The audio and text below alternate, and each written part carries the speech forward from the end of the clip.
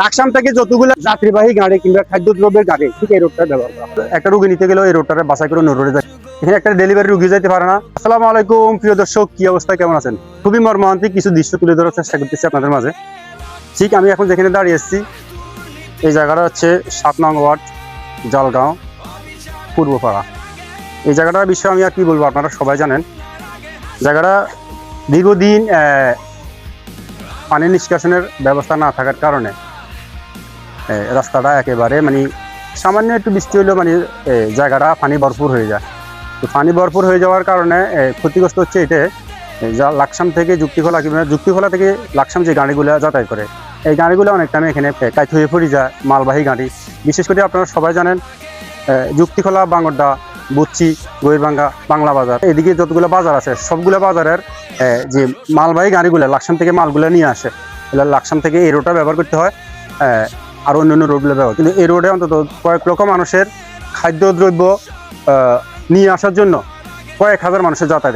এখানে অন্তত 100 থেকে 150 সিএনজি চলে, কিংবা অন্যান্য প্রাইভেট গাড়ি কিংবা পিক আপ এগুলোও চলে। এখানে ঠিক আমি এখানে যেখানে দাঁড়াইছি দেখেন কতটুকু পানি, একটু বৃষ্টি হলে পানি ফুরে যায়। অতএব লাকসাম বাজারটা আমরা ইতিমধ্যে জানি যে কুমিল্লা যদি বিভাগ হয়ে যায় লাকসামটা জেলা হবে। লাকসাম থেকে আমাদের এই অঞ্চলের যত রকমের খাদ্যদ্রব্য আছে সবগুলো কিন্তু লাকসাম থেকে নিয়ে আসতে হয়।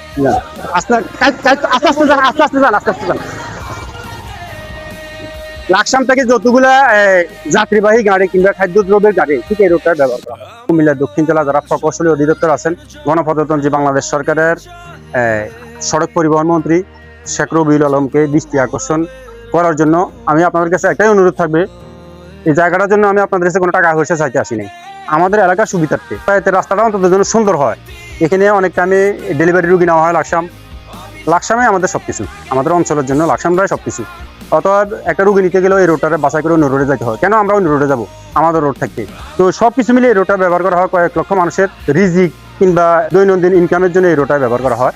আমাদের এলাকা যারা গণপ্রজাতন্ত্রী বাংলাদেশ সরকারের দায়িত্বশীল কর্মরত ব্যক্তিগণ আছেন, আমি তাদেরকে রিকোয়েস্ট করবো, এবং আমার এলাকা যারা আছে এই সাধারণ জনগণ আমার এই ভিডিওটা দেখবেন, আপনাদের কাছে একটাই অনুরোধ রইল, আমি আপনাদের কাছে টাকা পয়সা চাই না, কিন্তু এটা যেহেতু সারা বাংলাদেশে তথা বাংলাদেশ সরকার পর্যন্ত যা পৌঁছে ভিডিওগুলো, একটা কমেন্ট করে দেবেন, মতামত জানাবেন এবং শেয়ার করে দিবেন। এখানে আমার মনে হয় অন্তত 300 ফিট জায়গা ভাঙ্গা, টোটালি এই জায়গাটা 300 ফিট ভাঙ্গা। লাকসাম মনোহরগঞ্জ কুমিল্লা 9 নির্বাচনীয় এলাকার সর্বশেষ সীমানা হচ্ছে এলএস গ্রামের পূর্ব সাইড, তারপরে হচ্ছে কুমিল্লা 10 সংসদীয় আসন মোবাশ্বের আলমের এমপির এলাকা। যুক্তিখোলা থেকে এলএসির পূর্ব মাথা পর্যন্ত প্রায় 4 কিলোমিটার রাস্তা পুরোটাই ঠিক এরকম ভাঙ্গা। যারা সরকারের দায়িত্ব কর্মরত আছেন তাদেরকে রিকোয়েস্ট করবো, কিংবা আমার এলাকা যারা আছে তাদেরকে এই কাজগুলো যাতে তাড়াতাড়ি সম্পন্ন করা হয়। এখানে একটা ডেলিভারি রুগী যেতে পারে না, অসুস্থ রুগী যেতে পারে না, খুবই ভয়াবহ দৃশ্য। এই জায়গাটা একটু পানি হলে অবস্থা খুব ভয়াবহ হয়ে যায়। ঠিক আমি এখন যেখানে দাঁড়িয়ে কথা বলতেছি এই জায়গাটা হচ্ছে 7 নং ওয়ার্ড, জলগাঁও পূর্বপাড়া, বেলগড় দক্ষিণ ইউনিয়ন, লালমাই, কুমিল্লা। আসসালামু আলাইকুম।